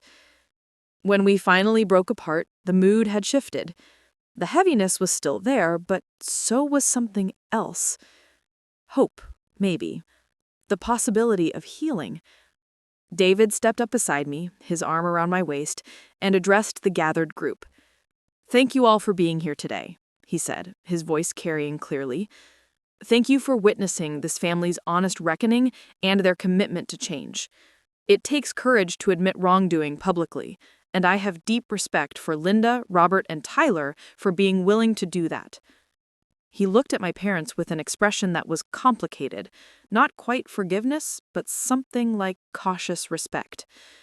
But I want to say something too, as Rachel's husband and the person who gets to stand beside her through all of this. Rachel is the strongest person I've ever known. She survived a childhood that should have broken her. She built herself into an incredible woman despite lacking the support she deserved. She learned to advocate for herself because no one else would. And she had the courage to speak her truth, even when it meant losing her family. He turned to look at me, his eyes full of love and pride. "She didn't need you to become who she is. She became this remarkable despite you. And while I'm glad you're finally seeing her worth, I want everyone here to understand that Rachel's value was never dependent on your recognition. She was always worthy. She was always enough. You just refused to see it." The words settled over the garden, a gentle but firm reminder that accountability wasn't the same as absolution. My parents had admitted their failures, but they would need to prove their change through consistent action over time. This was just the beginning of a long journey toward possible reconciliation. Aunt Patty stepped forward then, raising her glass. "To Rachel," she said firmly, "to a woman who refused to settle for being unseen, to someone who chose her own worth over others' comfort, to my brave, brilliant, remarkable niece who taught her family what real strength looks like." Everyone raised their glasses, echoing her toast. "To Rachel!" The sound of my name spoken by dozens of voices with genuine affection and respect made something in my chest crack open. For so long, I'd felt invisible. But here, in this garden, I was seen. Truly, completely seen. The rest of the afternoon unfolded with surprising ease. People mingled and talked, sharing food and stories. Several family members approached me privately to apologize for their own silence over the years, for witnessing the favoritism and saying nothing. I accepted their apologies with grace, understanding that calling out dysfunction is always harder from the outside. My cousin Jennifer pulled me aside near the rose bushes, her eyes red from crying. "I should have said something," she told me quietly. "I watched your parents favor Tyler our whole lives. I saw how much it hurt you. But I told myself it wasn't my place, that it was between you and them. I'm sorry I didn't speak up." "Thank you for saying that," I told her honestly. "But I understand why you didn't. It's hard to call out other people's parents. The important thing is you see it now." Uncle Mark, my mother's brother, had a similar conversation with me. "Your mom used to be different," he said quietly. "When we were kids, she was fair-minded, thoughtful. I don't know when she started making everything about Tyler, but I watched it happen, and I should have confronted her about it. I told myself it was none of my business, but watching what it did to you, I regret that silence." These conversations happened throughout the afternoon, family members unburdening themselves of guilt they'd carried for witnessing my mistreatment. I realized that my parents' favoritism had affected more than just me. It had created an environment where everyone felt complicit, where the dysfunction had tentacles reaching through the whole family system. David and I ended up sitting on a bench in the corner of the garden, watching the party continue around us. His hand rested on my knee, thumb tracing absent circles. "How are you doing?" he asked quietly. really doing, not just surviving. I considered the question honestly. I'm tired, I admitted, emotionally exhausted, but also lighter somehow. Like I've been carrying this weight so long, I forgot I was carrying it. And now that it's been acknowledged, now that they've named it and taken responsibility, the weight is finally shifting. Do you believe they'll follow through? That they'll actually change long term? I don't know, I said truthfully. I hope so. Today felt real in a way nothing else has. But words are easy. The real test is whether they show up consistently over months and years, whether they catch themselves when old patterns emerge, whether they're willing to examine their own behavior even when I'm not there to call them out. David nodded, his expression thoughtful. I'll be watching, he said firmly. I'll be paying attention to whether their actions match their words. And if they backslide, if they start falling into old patterns, I won't stay silent. You have me as a witness now, as someone who will call it out if they stop doing the work. The fierce protectiveness in his voice made me love him even more. I leaned against his shoulder, grateful beyond words for this man who chose me every day, who saw my worth when my own family couldn't, who stood beside me through the hardest confrontation of my life and never wavered. As the sun began to sink lower, casting golden light through the Trees, my father approached our bench. He looked hesitant, like he wasn't sure if he was welcome. "Can I sit?" he asked, gesturing to the space on my other side. I nodded, and he settled onto the bench, careful to maintain some distance, respecting my boundaries. We sat in silence for a moment, the three of us watching the party. Tyler was helping clean up plates, working alongside Melissa and some of David's family. Mom was talking intently with Aunt Patty, their heads close together in what looked like a serious conversation. "This is good," Dad said finally. "All of this. You giving us another chance. It's more than we deserve." "Maybe," I said, "but I'm not doing it for you. I'm doing it for me. Because I don't want to carry anger and hurt for the rest of my life. Because I want to believe people can change. Because I want a family, even if it has to be rebuilt from the ground up." He nodded, accepting that. "Fair enough." We sat quietly for another moment before he spoke again. "I want to tell you something I've learned in therapy. My therapist asked me to think about my own childhood, about how my parents treated me and my siblings. And I realized my father favored my older brother. He got the attention, the resources, the pride. I was the middle child who got overlooked." He paused, his voice thick with emotion. "I hated it. I hated feeling invisible. I hated watching my brother get everything while I got scraps. I promised myself I'd never do that to my own kids. And then somehow, without even realizing it, I repeated the pattern I swore I'd break, just with different children and different roles. The revelation hung between us. "Your therapist is right," I said quietly. "Hurt people hurt people. We pass down what we don't examine. But, Dad," I continued, turning to look at him directly, "understanding why you did it doesn't excuse it. You knew how it felt to be overlooked because you lived it. That should have made you more aware, not less. Instead, you inflicted the same pain on me that your father inflicted on you." "I know," he said, his voice barely above a whisper. "I know, and that's what makes it so much worse. I had the roadmap for what not to do, and I ignored it. I told myself it was different, that Tyler needed me more, that you were fine. But deep down, I think I knew I was failing you. I just couldn't face it, because facing it would mean confronting my own father's failures too, and I wasn't ready for that." "But you're ready now," I said. It wasn't quite a question. "I'm trying to be," he answered. "I'm in therapy, dealing with my own childhood trauma. I'm examining why I made the choices I made. I'm taking responsibility for the harm I caused, regardless of where it came from. That's all I can do at this point. Learn and change and hope it's not too late to salvage something with you." We sat together as the light faded, an imperfect father and a wounded daughter, trying to figure out if there was a path forward.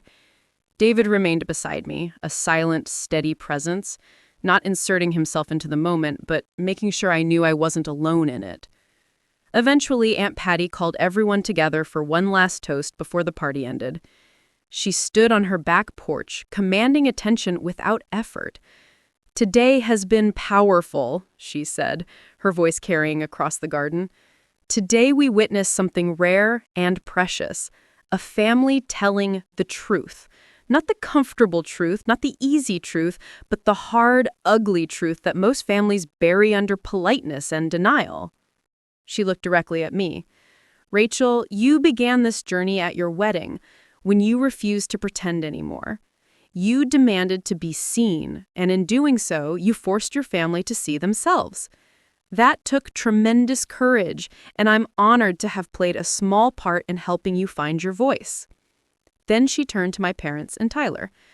"Linda, Robert, Tyler, today you took responsibility publicly. You admitted fault without excuse. You acknowledged harm without minimizing it. That also took courage. Different courage, but courage nonetheless. The question now is whether you'll maintain this honesty when it's no longer new, when the hard work becomes tedious, when old patterns try to reassert themselves." She raised her glass higher. "To families that choose honesty over comfort. To people who do the hard work of change.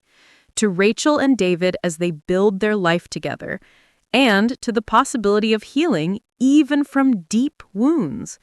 May we all have the courage to face our truths and the grace to support each other through the process." The toast was echoed around the garden, glasses lifted in the dying light. As people began to gather their things and say their goodbyes, I felt the exhaustion of the day settling into my bones. It had been emotionally intense in ways I hadn't fully anticipated. Beautiful and painful and hopeful all at once. David and I said our goodbyes, hugging family members and friends. When we got to my parents, the embrace was careful but genuine. "Thank you for coming," Mom said softly. "Thank you for letting us try again." "Thank you for being willing to say all of that," I replied, "for being honest. It mattered." Tyler walked us to our car, his hands shoved in his pockets. "So," he said awkwardly, "this was intense." "That's one word for it," I agreed. He kicked at the gravel in Aunt Patty's driveway. "I meant what I said, about being a real brother, about showing up. I want that, Rachel. I want us to actually know each other, not just exist in the same family." "I want that too," I surprised myself with how much I meant it. "But Tyler, it's going to take time. You can't just decide one day we're close and expect it to happen. You have to prove you're serious through consistent action." "I know," he said quickly. "I get that. I'm not expecting instant forgiveness or immediate closeness. I'm just saying I'm committed to doing the work, to showing up, to being someone you can actually count on." "Then show me," I said gently. "Not with grand gestures, just with steady presence. Text me sometimes. Ask about my life. Remember important dates. Be the brother I needed all along." He nodded seriously. "I can do that. I will do that." We hugged, brief and a little awkward, but genuine. As David and I drove away from Aunt Patty's house, I watched the garden disappear in the rearview mirror, the lights strung through the trees twinkling like stars. "That was one of the hardest things I've ever done," I said into the quiet of the car. "Harder than confronting them at the wedding?" asked David. "Different hard," I clarified. At the wedding, I was angry and hurt and just letting it out. Today, I had to be open to the possibility of healing while still protecting myself. I had to hold boundaries while also extending grace. That balance is exhausting. David reached over and took my hand. "You did it beautifully," he said. "You were strong, but not cruel, honest, but not vindictive. You held them accountable while also leaving room for change. I'm so proud of you." The words settled into my chest, warm and affirming. "I'm proud of me too," I said, and realized it was true. 6 months ago, would have accepted their apologies immediately, would have minimized my hurt to make them feel better, would have rushed to smooth things over. But I'd grown. I'd learned to value myself enough to demand real accountability before offering reconciliation. We drove through Portland summer evening, the city alive with people dining on patios and walking dogs and living their lives. Our life was part of that tapestry now, David and me building something new together, supported by his family and Aunt Patty and friends like Melissa. And maybe, possibly, eventually supported by my parents and Tyler too, if they proved through their actions that they truly had changed. Over the following months, they tried. My parents showed up in small ways at first, texting to ask about my day, calling just to chat without needing anything, remembering work presentations I'd mentioned, and following up to ask how they went. Dad started a tradition of sending me articles he thought I'd find interesting, usually about marketing or Portland events, little signals that he was thinking about me and paying attention to my life. Mom invited David and me to dinner at their house, but at my request, we met at restaurants instead. I wasn't ready to return to the site of so many painful memories, not yet. Maybe someday, but not now. She accepted that without argument, which itself was growth. She was learning to respect my boundaries instead of pushing past them. Tyler got his real job at the surf shop and kept it, showing up reliably, paying his own bills. He texted me photos sometimes, sunset shots from the beach or funny things he'd seen, building connection through small gestures. Once he sent me a picture of a ridiculous tourist t-shirt that said, "World's okayest brother," with the message, "Found my shirt." The self-aware humor made me laugh, made me think maybe he really was changing. There were stumbles. Once my parents mentioned they were worried about Tyler making rent, and I watched them catch themselves, stop, redirect the conversation to how proud they were that he was handling it himself. The fact that they noticed and corrected mattered. Another time, Mom started to make a comment about how my career was so stable compared to Tyler's struggles, and I called her out gently. "That's the comparison again," I said, "where my worth is measured against Tyler's. Can you just be proud of my accomplishments without contextualizing them in terms of him?" She'd gone quiet, processed, then apologized and tried again. "You're excelling at your job, and I'm proud of the career you've built." Better. The work of healing was slow and nonlinear. Some days I felt hopeful about our future. Other days the hurt was so fresh it felt impossible that we'd ever have a real relationship. David remained my steady anchor through all of it, supporting whatever I needed, whether that was space for my family or encouragement to keep trying. Aunt Patty became even more important in my life. We had lunch every week, just the two of us, and she became the mother figure I'd always needed.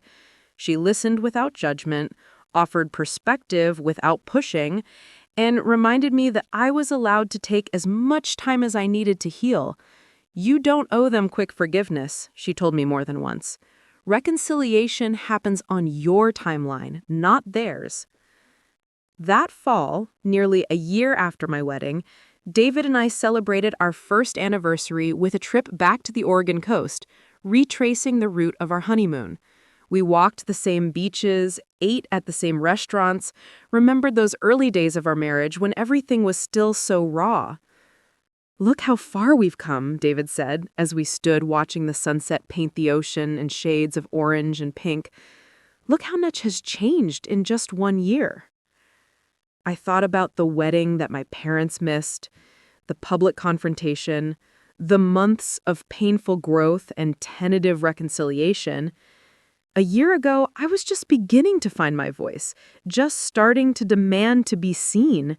Now I had rebuilt my sense of self, established firm boundaries, and was slowly, carefully, allowing my family back in on new terms. "We have come far," I agreed, leaning against him, "and we still have far to go, but I think we're heading in the right direction." The waves crashed against the shore, eternal and steady, and I felt something settle in my soul. Peace, maybe. Or the beginning of it. The wound my family had created would always leave a scar, but scars were proof of healing, evidence that something broken had been given the chance to mend. That evening in our small coastal hotel room, my phone rang. Dad's name on the screen. I almost didn't answer, exhausted from the day and not wanting to deal with family drama on my anniversary, but something made me pick up. "Hey, Dad," I said. "Hi, Princess," his voice came through, warm and slightly nervous. "I hope I'm not interrupting. I just wanted to call and wish you and David a happy anniversary." "Thank you," I said, surprised. "That's thoughtful." "Your mother and I were talking today about this time last year, about your wedding day and how we missed it. And I wanted to say again how sorry I am, how we both are. Not because you need to hear another apology, but because the regret is still so present for us.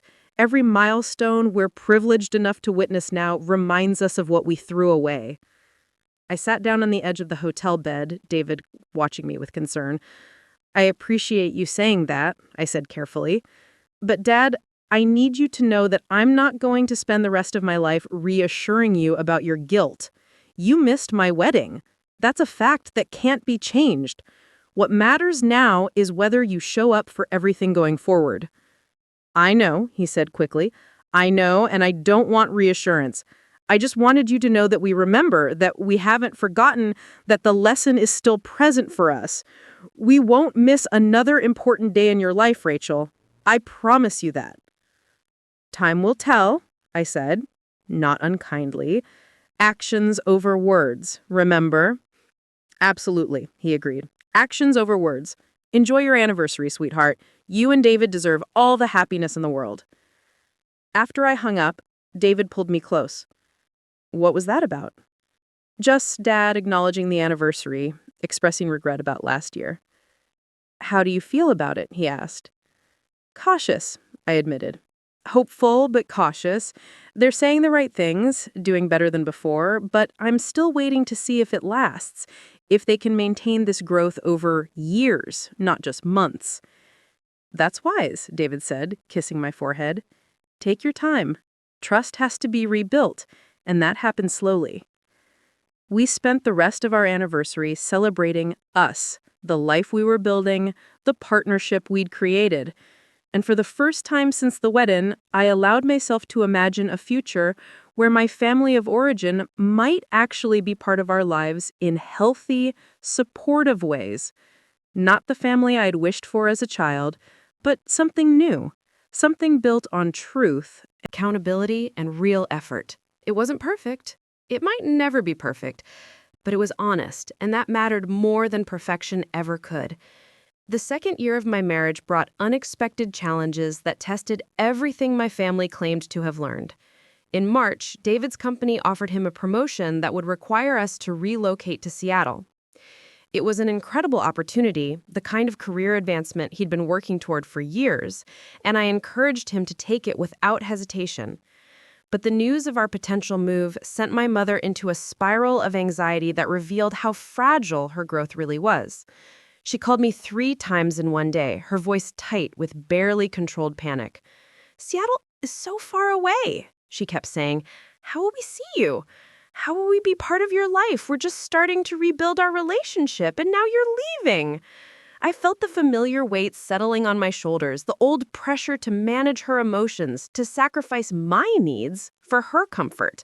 But I'd spent too long learning to recognize that pattern to fall back into it now. "Mom," I said firmly on the third call, "David and I are moving to Seattle if he takes this job. It's a 2.5-hour drive, not across the country. You're welcome to visit, and we'll come back to Portland regularly. But I need you to understand that our lives don't revolve around your proximity. We're going to make decisions based on what's best for us, not based on managing your anxiety about being left behind." The silence on the other end of the line was heavy with hurt and surprise. Finally, she spoke, her voice small. "You're right. I'm sorry. I'm doing it again, aren't I? Making your life about my feelings?" "Yes," I said gently, "you are, and I need you to stop." She took a shaky breath. "You're absolutely right. I'm proud of David, And I'm proud of you for building a life where you make choices based on what's best for you. That's what I should have taught you all along." Dad handled the news better. "That's wonderful for David," he said when I told him. "Seattle's a great city. Your mother and I will plan regular visits, and you're always welcome home. I'm happy for you both." The difference in their responses was stark and telling. Dad had apparently done deeper work in therapy on managing his emotions separately from my choices. Mom was trying, but she still struggled with the concept that my life wasn't about her. We moved to Seattle that summer, and the physical distance actually helped our family dynamic in unexpected ways. With 2.5 hours between us, every interaction became intentional. My parents couldn't just drop by or make casual demands on my time. If they wanted to see me, they had to plan ahead, respect my schedule, and make the drive worth everyone's while. Tyler surprised me by being the first to visit. He drove up on a Saturday morning 3 weeks after we'd moved, texted when he was close, and helped us unpack boxes for 6 hours without complaint. We ordered pizza and sat on our apartment floor surrounded by half-empty boxes, eating and talking in a way we never had before. "This is a nice place," he said, looking around at our small but bright apartment with its view of Puget Sound. "You guys did good." "Thanks," I said. "It feels right, like a fresh start." He nodded, picking at the label on his beer bottle. "Can I ask you something?" he said after a moment. "Of course." "Do you think you'll ever really forgive us?" he asked quietly. "Me and Mom and Dad? Or is this just going to be a permanent thing where we're all trying, but you're always going to be holding back, waiting for us to mess up again?" The question was more perceptive than I'd expected from him. I set down my pizza and considered it honestly. "I don't know," I admitted. "Some days I feel like we're building something real, and I'm genuinely hopeful. Other days, the hurt is so present it's like it just happened yesterday. I think forgiveness isn't a destination you arrive at. It's something you choose over and over, and some days I can choose it, and some days I can't." He absorbed this, nodding slowly. "That's fair. We really screwed up, Rachel. We took you for granted for so long that even now, even with all the apologies and therapy and changed behavior, there's this debt we can never fully repay." I looked at my brother, really looked at him. He'd lost weight, his face leaner and more mature. His hands were calloused from actual work, and his eyes held something they hadn't before. Accountability, maybe. The willingness to sit with discomfort instead of deflecting it. "You're different," I said. "You seem different than you were a year ago." "I am different," he said simply. "I had to be. The old version of me was a selfish kid who let his parents enable him into helplessness. I hated who I was becoming. So yeah, I'm different. I'm working on being someone I can actually respect, someone you might want as a brother." I reached over and squeezed his hand. "I can see that. And it matters. The trying matters." My parents came to visit the following month, and I'd been anxious about it all week. David had taken the day off work to be there with me, knowing I'd need support. They arrived exactly on time, not early in a way that would pressure us, respecting the boundary we'd set. Mom brought flowers, nothing extravagant, just a simple bouquet. Dad carried a box. "This is from both of us," he said, setting it on the counter. "We wanted to give you a housewarming gift, but we weren't sure what you needed, so we thought this might be more meaningful." Inside the box was a photo album, and when I opened it, my throat tightened. It was full of photos of me throughout my life, but these weren't the family photos I'd seen before. These were pictures I'd never seen, moments I didn't remember being captured. Me at age 6, reading a book in the backyard, completely absorbed. Me at 12, painting at the kitchen table, concentration on my face. Me at 16, laughing with friends on our porch. Me at my college graduation, this time in full frame, centered and clear, not cut off at the edges. "Your father and I have been going through all our old photos," Mom explained quietly. "We realized we'd taken hundreds of pictures of you over the years, but had never put them together in a way that celebrated you. So we made this. Every picture in here is just you, Rachel. Your moments, your life, your growth. We saw you. We just failed to show you that we saw you." I flipped through the pages, each one a memory I'd forgotten or never knew existed. The last page had a recent photo from the garden party, me and David dancing, my head thrown back in laughter.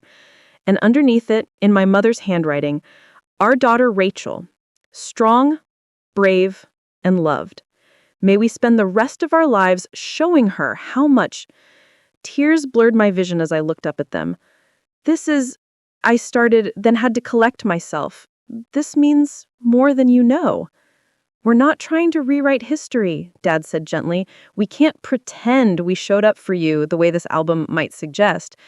But we wanted you to know that we always saw you as your own person, so much so that we failed to realize how much we took you for granted to make our lives easier. Finally, they understood that it wasn't accidental that we referred to ourselves in the unit. It was intentional. Know that you are always worth seeing, always worth celebrating. The fact that we failed to do that properly is our failure, not your lack of worth. David had moved to stand beside me, his hand on my back, and I leaned into his solid presence. "Thank you," I said to my parents. "This is thoughtful and meaningful. I'll treasure it." The visit went better than I'd feared. We gave them a tour of the apartment and the neighborhood, ate lunch at a cafe near the water, walked along the pier watching sailboats. They asked questions about our lives, about David's new job, about my work, and actually listened to the answers. They didn't mention Tyler unless I brought him up first, consciously working to make the visit about me. When they left that evening, Mom hugged me tight. "I'm so proud of you," she whispered. "I'm so proud of the life you're building. And I promise we're going to keep doing the work. We're not going to backslide into old patterns." "I hope so," I said honestly. Because today, this was good. This felt like a real visit from parents who care about me. I need this to be the norm, not the exception. "It will be," Dad said firmly. "We promise." My parents called every Sunday evening, a routine they'd established and stuck to without fail. The calls were usually brief, just checking in, sharing updates, asking about our week. No drama, no crises, no demands. Just a steady, consistent presence. Tyler texted regularly with photos and random thoughts, building connection through small moments. In November, David and I went back to Portland for Thanksgiving. It was our first holiday with my family since the wedding, and I'd been nervous about it for weeks. We'd set clear expectations ahead of time. We'd stay for Thanksgiving Day only, not overnight. We'd leave by 7 in the evening. When we arrived at my parents' house, the differences were immediately apparent. The family photos on the walls had been rearranged. The prominent spot by the entrance now held our wedding photo, David and me during our first dance, radiant and in love. Tyler's beach photos had been moved to less central locations, and new photos of me had been added throughout the house. My college graduation properly framed, my work achievement awards displayed, pictures of David and me from our various visits. Someone had been intentional about rebalancing the visual narrative of the family. Dinner was different too. Mom had asked ahead of time about dietary preferences and had made dishes everyone would enjoy, rather than just Tyler's favorites.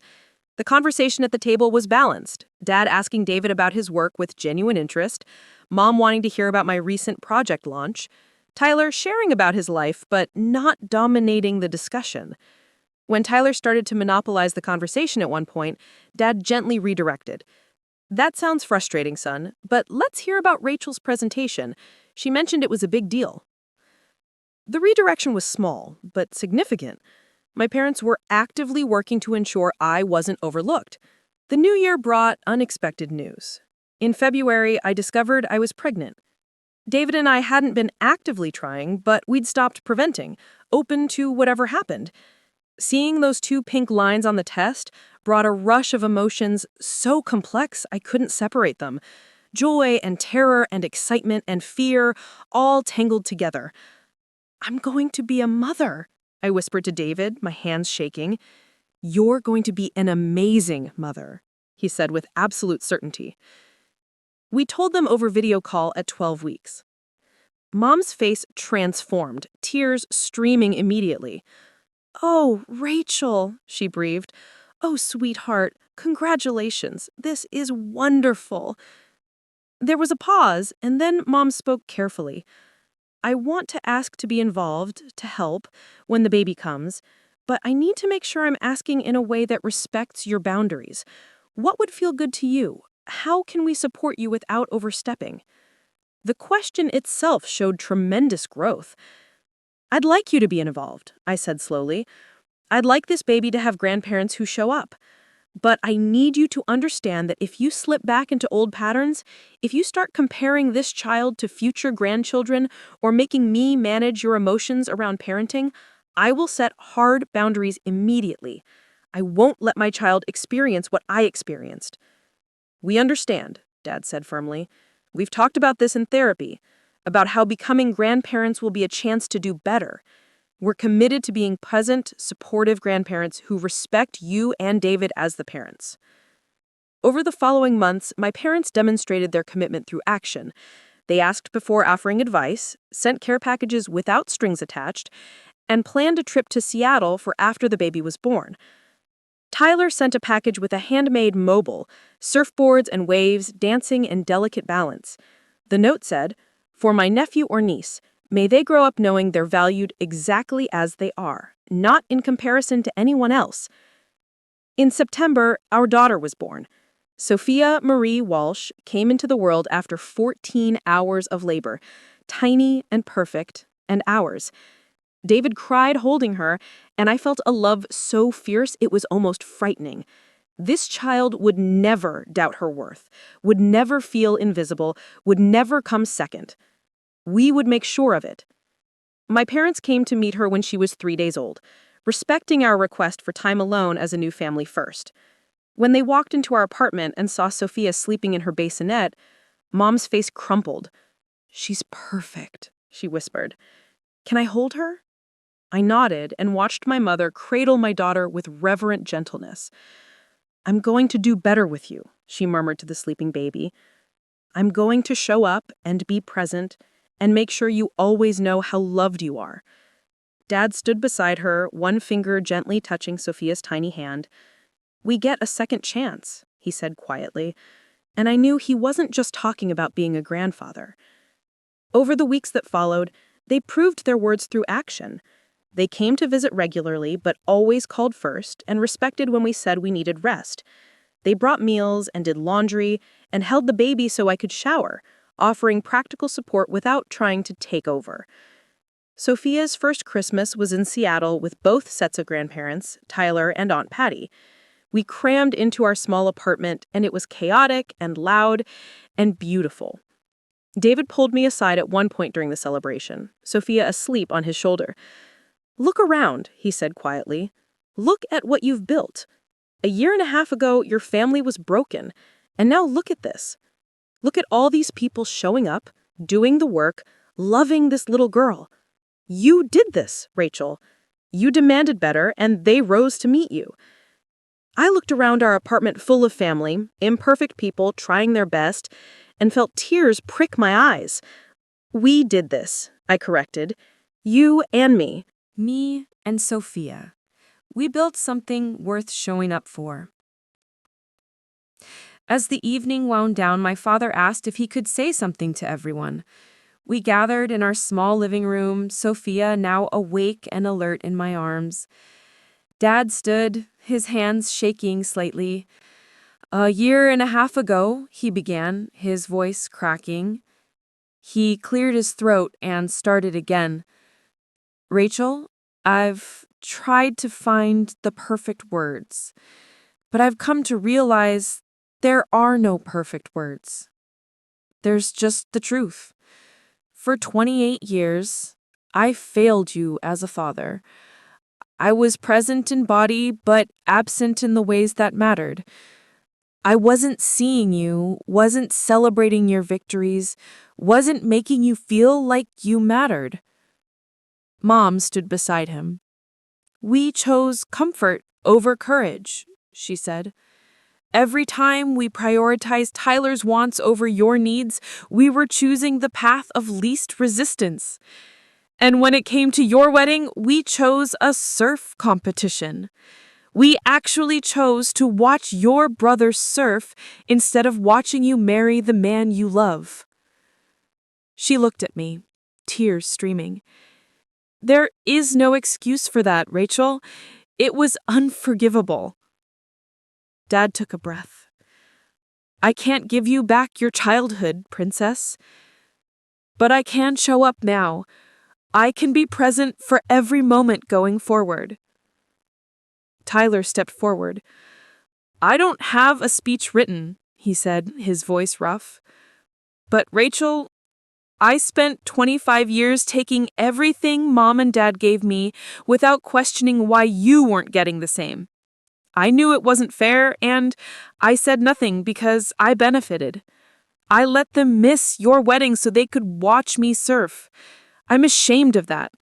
I'm not asking for forgiveness, I'm just asking for the chance to be a real brother to you." The room was silent. I looked at my family, these 3 people who'd hurt me so deeply and were now standing vulnerable before everyone, taking full responsibility. "Thank you," I said quietly. "Thank you for being honest. I can't promise forgiveness right away. I can't promise we'll go back to normal because there is no normal to go back to. What we had before was dysfunction. What we're building now has to be different. It has to be honest, equal, and it has to include all of us doing the hard work. But I can promise I'll try. I'll try to let you show up for me now. I'll try to believe this change is real. I'll try because underneath all the pain, I still love you. I still want a family. I just need it to be a real family, not a performance." Mom moved first, pulling me into a hug that felt different from any before. "I'm so sorry, baby," she whispered. "I'm going to spend the rest of my life making this right." Dad joined us, his arms around both of us. Tyler hung back until I reached out a hand to him and he joined the embrace, all of us crying and holding each other. David stepped beside me and addressed the group. "Thank you for witnessing this family's honest reckoning. It takes courage to admit wrongdoing publicly. But I want to say something too. Rachel is the strongest person I've ever known. She survived a childhood that should have broken her. She built herself into an incredible woman despite lacking the support she deserved. And she had the courage to speak her truth even when it meant losing her family." He looked at my parents. "She didn't need you to become who she is. She became this despite you. And while I'm glad you're finally seeing her worth, I want everyone to understand that Rachel's value was never dependent on your recognition. She was always worthy. She was always enough. You just refused to see it." Aunt Patty stepped forward, raising her glass. "To Rachel," she said firmly, "to a woman who refused to settle for being unseen. To my brave, brilliant niece who taught her family what real strength looks like." Everyone raised their glasses. To Rachel. That night, after everyone had left and Sophia was asleep, David and I stood at her nursery door. "She's going to have such a different experience than you did," David said quietly. "She'll grow up knowing she's valued, knowing she matters, knowing she never has to earn love." I nodded, tears sliding down my cheeks. That's all I ever wanted. Not to erase my past, but to make sure it doesn't repeat in her future. The journey from my wedding day to this moment had been painful and transformative. But standing here now, watching my daughter sleep peacefully, surrounded by evidence of family members who were genuinely trying, I felt something I'd spent years searching for. Not the erasure of pain, but the transformation of it into purpose. Not the perfect family, but real people doing real work. Not the ending I'd imagined, but one that felt honest and earned. My parents had missed my wedding, chosen a surf competition over the most important day of my life, and that fact would always exist in our story. But what came after, the reckoning and accountability and genuine change, that existed too. Both could be true. They had failed me profoundly, and they were now trying desperately to do better. I thought about that video call at my wedding reception. My parents' faces on the Screen while they sat in Hawaii. I thought about Aunt Patty's truth-telling, Tyler's growing awareness, my own journey from invisible daughter to woman who demanded to be seen. The girl who'd sent that wedding invitation 8 months in advance had been looking for validation that she mattered. The woman I'd become had learned something more important. My worth wasn't determined by their presence or absence. I mattered because I chose to matter, because I refused to disappear, because I demanded space and respect and genuine relationship. And in demanding it, I'd created the possibility for all of us to heal. My parents' absence from my wedding had broken something in me. But in the breaking, I'd discovered my own strength. I'd learned I could survive their failure. I could thrive despite their neglect. I could build a beautiful life without their validation. And that independence created the foundation strong enough to risk letting them back in. Because I no longer needed them to show up. I wanted them to, but I didn't need it. They couldn't destroy me with their absence anymore because I'd learned I was whole without them. As I drifted off to sleep, I felt gratitude for the strangest thing. Gratitude for my parents missing my wedding, because their absence had forced a reckoning that never would have happened otherwise.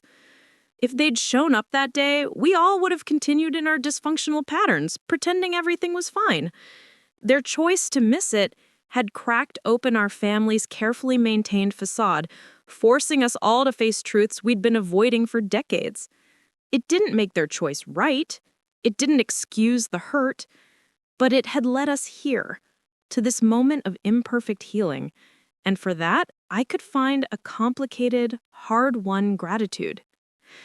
The last thing I thought before sleep claimed me was this. We're going to be okay. Not perfect, not undamaged, but okay. And sometimes, okay is more than enough. In the morning, Sophia's cries woke us at dawn. I lifted her into my arms and settled into the rocking chair. As she nursed, I looked at the photo on the wall, me and David dancing at our wedding, pure joy on our faces. My parents weren't in that photo. They'd missed that moment and countless others before it. But they wouldn't miss the moments going forward. They'd be here for Sophia's milestones, proving through action that they'd learned from their failures. And someday, when Sophia was old enough, I'd tell her the truth.